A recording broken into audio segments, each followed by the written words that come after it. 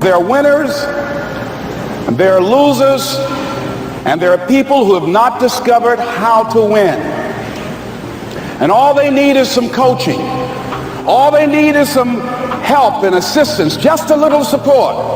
All they need is some insight or a different strategy, a plan of action to make some adjustments that will open up the key to a whole new future for them, that will give them access to the unlimited power that they have within themselves. That's all that they need.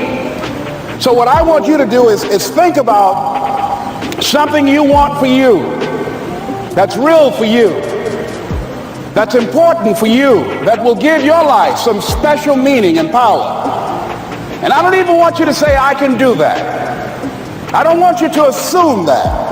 See, 5 years ago when I started out in this area, I would not have been able to make the mental leap that I would be up to where I am right now.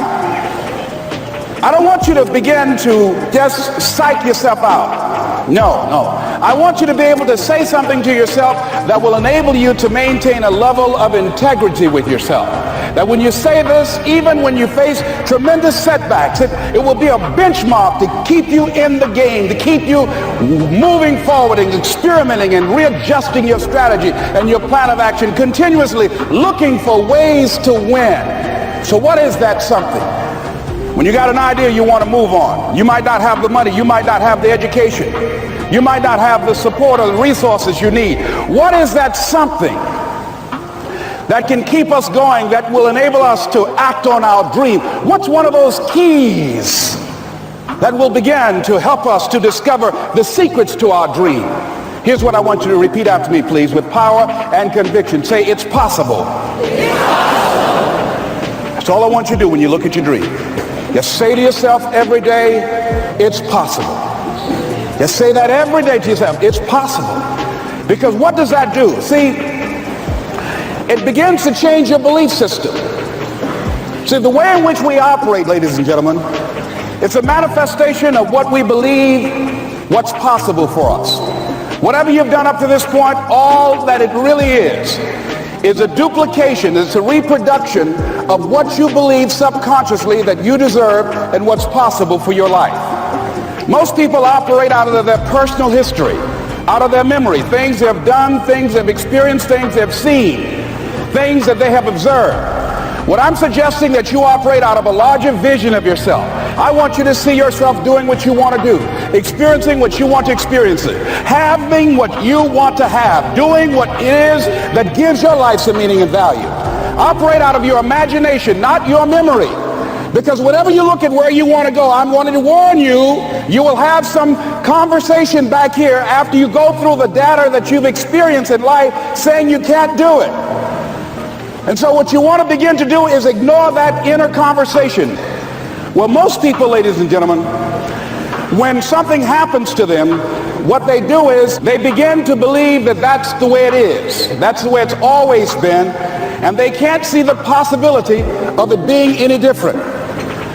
Example, before April 1954, the common belief, the universal belief, because it had been tried again and again and again and people had failed, the belief was that man was not physically capable of breaking the 4-minute barrier, that he could not run a mile in less than 4 minutes. That was the belief on the planet. It had never been done. But here's what happened, ladies and gentlemen. Roger Bannister came along and he broke the 4-minute barrier. Now here's what's significant about that. Since that time, up to this day, over 20,000 people have done it, including high school kids. What changed?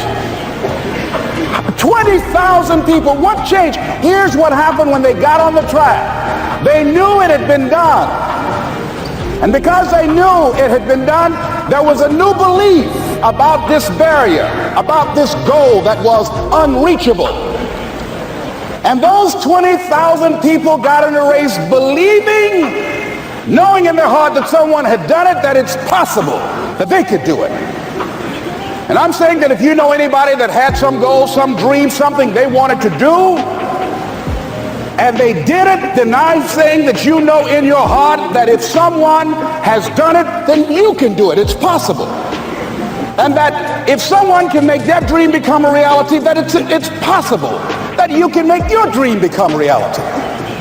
And so as you begin to look at where you want to go, beginning to embrace that, it's possible. I'm blessed and highly favored. I've got a lot going for me. I got some good stuff in me. And it's possible that I can bring my greatness out here in the universe. That I can do what I want to do. It's possible I can write my own book. I can have my own business. I can take the trip and travel around the world. It's possible. I can bounce back from adversity and reinvent my life. It's possible. Regardless of where I am, the things can get better for me. It's possible. And I'm thinking about two men right here in Chicago who are fairly successful, similar background, educated.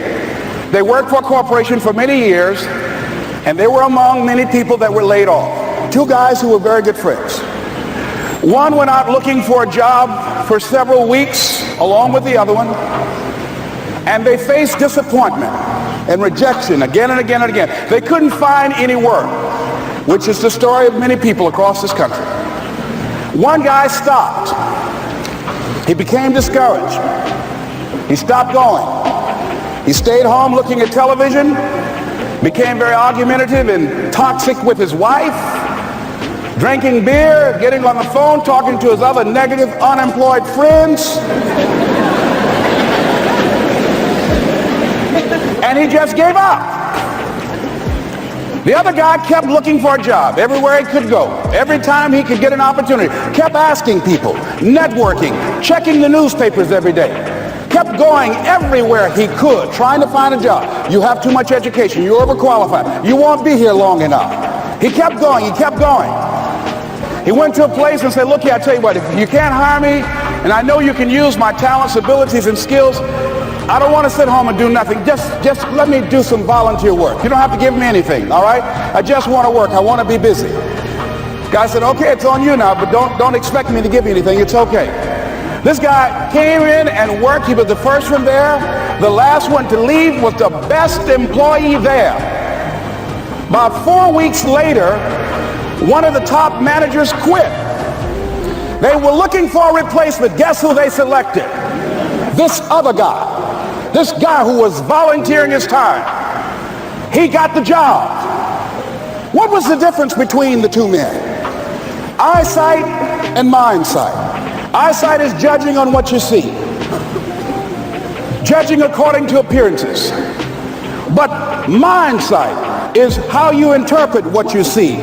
One guy said, it's not possible, it's over, I'm finished. I can't do it. I can't make it. He surrendered. I've faced rejection again and again. I'm not going anymore. There are no jobs out there. But this other guy, he felt that in spite of the no's and rejections, in spite of how bad the economy is, in spite of what the newspapers are saying, that it's possible that somebody somewhere will give me a job. He just kept going, thinking it was possible. And guess what, ladies and gentlemen? That's what we have to do with our dreams. Because things happen to you in life that you can never, ever anticipate. And many times when those things happen, you want to give up. I remember when I was in broadcasting, when I was a disc jockey, I became very controversial, not only being a disc jockey, but I felt that radio was something that you not only entertain people with, but you also empower them, you educate them. And I got fired. I didn't just leave, they fired me. That was a shock. I said, wait a minute.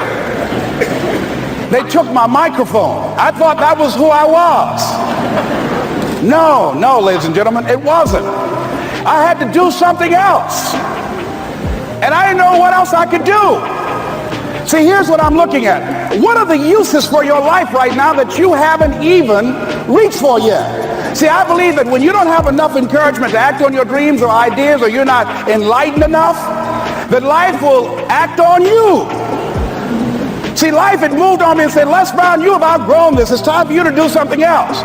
Well, I wasn't enlightened enough. organized some disc jockeys and got my job back.